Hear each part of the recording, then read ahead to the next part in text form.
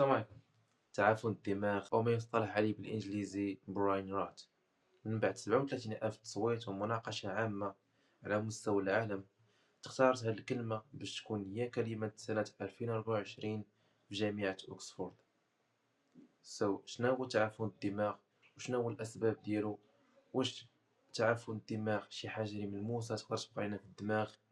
وحتى لو كنا مصابين بتعافي الدماغ واش كاين ليه الدواء؟ هادشي كامل غنعرفو في هذا الفيديو إن شاء الله. Life is good. You know what I mean?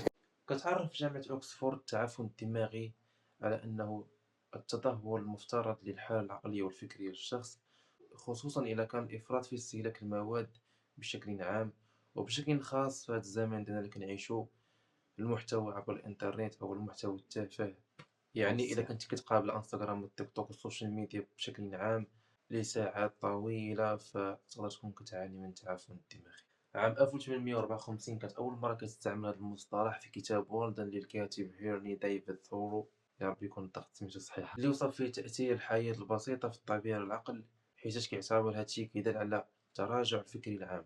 باش يعاود يبان نفس المصطلح مرة أخرى في العصر الحديث كتحذير من مخاطر الحياة الرقمية واستهلاك المواد التافهة أو استهلاك المحتوى التافه. استشارية أمراض الدماغ والأعصاب للأطفال ماي بدر الدين بدر قالت علميا أن الدماغ ديالنا كيبدا يشكل نواقل عصبية ملي كنتزادو، وكيبداو يتأثروا بالتجارب والتعليم والنمو ديال أي شخص، ومع الوقت كيبداو يتزادوا هاد النواقل العصبية بشكل تدريجي. ولكن إلا الطفل الصغير ما تعرضش لتجارب جديدة وتعلم شي حوايج جداد، كيبداو الأجزاء اللي مخدموش في الدماغ كيتراجعوا، بالتالي كيتراجعوا النواقل العصبية. وأضافت بدر أن استهلاك الطفل الصغير للمحتوى التافه والغير المفيد أثناء النمو العقلي ديالهم يعرقل النمو العقلي ديالهم بشكل سليم.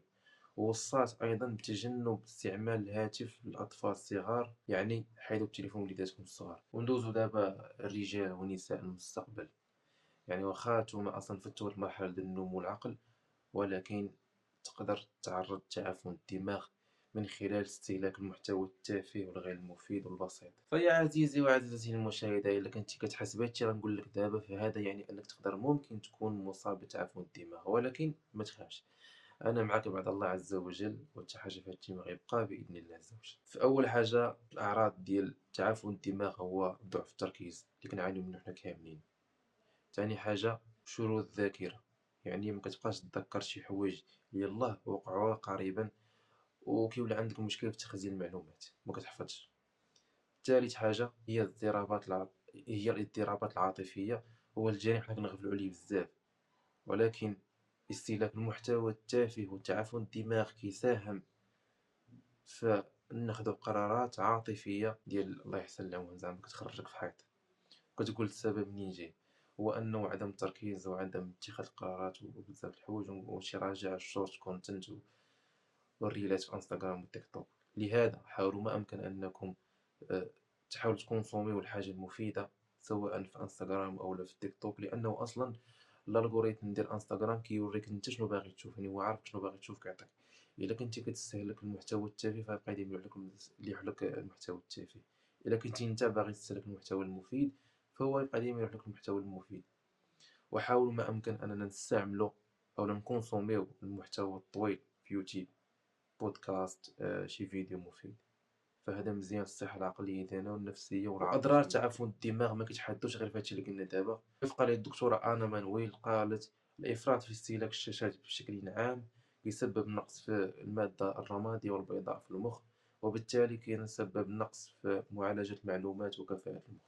ودابا نجيو الأهم، كيفاش أننا نداويو إلا كنا بصح مصابين بتعفن الدماغ؟ أول حاجة التنظيم والاعتدال، أنه الإنسان ماشي تقطع السوشيال ميديا في خطرة، ما يعرف كيفاش تستعمل السوشيال ميديا، يعني كيكون أوقات محددة تستعمل فيها السوشيال ميديا، وكاين بزاف لي زابليكاسيون كاينين في الآيفون ولا في الأندرويد اللي تقدر زعما تبروغراميهم على أنهم يتحبسوا في واحد الوقت. مثلا تدخل انستغرام تقول ليه مثلا 10 دقائق ولا ربع ساعة يخرجك من انستغرام أو يعطيك ميساج ولا شي حاجة. أول حاجة التنظيم والاعتدال. ثاني حاجة البدائل الصحية، البدائل الصحية في حال الرياضة لونطريمون، المشي، فالمشي كيساعد بزاف على التركيز وعلى صفاء الذهن، قراءة الكتب وكنركز على القرآن بس number one. وبزاف الكتب أخرى تقدر تنفعك في أنك تبعد شوية من السوشيال ميديا ومن الشاشات. ثالث حاجة هي استخدام التكنولوجيا بوعي، أنه كما قلت لك قبيلة عرف أشنو تكونسومي، كونسومي محتوى طويل وركز على الطويل، حيث لأنه تعرفون الدماغ عنده واحد الارتباط بالشورت كونتنت. حاول تعطي دماغك الكونتنت كيكون طويل باش يبغى يخدم بزاف، بالتالي ما يعقلش وما يوليش عنده تعفن دماغي. وعاوتاني كونسومي المحتوى المفيد طويل ومفيد في نفس الوقت. وهنا غادي كتحكم بالتكنولوجيا، لانه التكنولوجيا سيف ذو حدين، خصنا نعرفوا كيفاش نستعملوها وفين نوظفوها. ورابع حاجه اللي مذكوره اصلا في مقالات اجنبيه كنظن هو التامل. ولكن بما نحن مسلمين فغنقول لك الصلاه، فانه الصلاه غتخليك تبعد من الشاشات وغتبعد من التليفون وغتبعد من بنادم وغتبعد من الحياه الاجتماعيه والحياه ديال كلشي، وغتصلي وغتبقى مركز في الصلاه. وهذا داخل في التامل عندنا حنا المسلمين. ماشي نقول لك في التامل، ولكن المهم الصلاه كتصفي لك الدماغ. ركز على صلاتك، ركز على لونطريمون ديالك، حاول تحدد من استعمال السوشيال ميديا، ولا استعملتي السوشيال ميديا استعمل الكونتنت الطويل والمفيد. وفي الاخير اهم حاجه هي نكون واعين بهادشي اللي كيوقع في التعفن الدماغي. هو حاجه اللي جديده واللي واقعيه وحنا كنشوفوها، يعني بلا ما تقول لنا جامعه اوكسفورد ولا تقول شي حاجه اخرى، فحنا كنشوفوا انه ولينا عندنا مشكل في التركيز، ولينا عندنا تشتت بزاف، الوقت كيمشي لينا وبزاف الحوايج. فخاصنا نكونوا واعيين بهادشي اللي كنديرو، لانه هادشي غيدمر لنا المستقبل ديالنا، وهادشي عاد غيوصل حتى لولادنا. فاحنا كرجال المستقبل كما قلت قبيله، وكنساء مستقبل، خاصنا نكون واعيين بهادشي، لان حنا اللي غنربيو الجيل القادم ان شاء الله. ونتمناو الخير لكل شيء. وهذا ما كان. الى عجبك الفيديو ما تنساش تبارطاجي مع صاحبك ودير معاك لايك وسبسكرايب.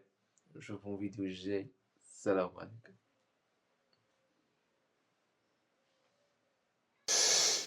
Life is good. You know what I mean?